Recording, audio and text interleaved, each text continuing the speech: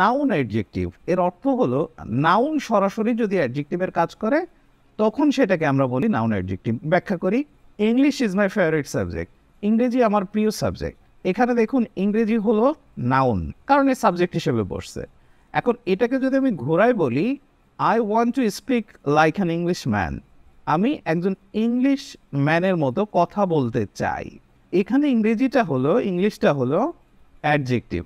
তাহলে দেখুন এখানে ইংলিশটা ছিল নাউন, আর সেটা একেবারে অপরিবর্তিত অবস্থায় এখানে অ্যাডজেক্টিভ অর্থাৎ ম্যান সম্পর্কে অতিরিক্ত তথ্য দিচ্ছে, এই জন্য এটা অ্যাডজেক্টিভ। এবং যেহেতু ইংলিশটা অপরিবর্তিত অবস্থায় অ্যাডজেক্টিভের কাজ করেছে, এই জন্য নাউন অ্যাডজেক্টিভ বলা হয়। আর একটা উদাহরণ দেই, independence is cherished by all, স্বাধীনতা সবার কাম্য।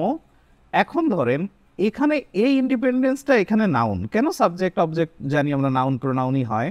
এখন এই ইন্ডিপেন্ডেন্সটাকে আমরা ঘুরাই কিভাবে লিখতে পারি, Bangladesh is an independent country, Bangladesh একটা স্বাধীন দেশ। এখন এই যে ইন্ডিপেন্ডেন্সটাকে আপনি ইন্ডিপেন্ডেন্ট করছেন, এটা কিন্তু নাউন অ্যাডজেক্টিভ নয়। কেন নয়?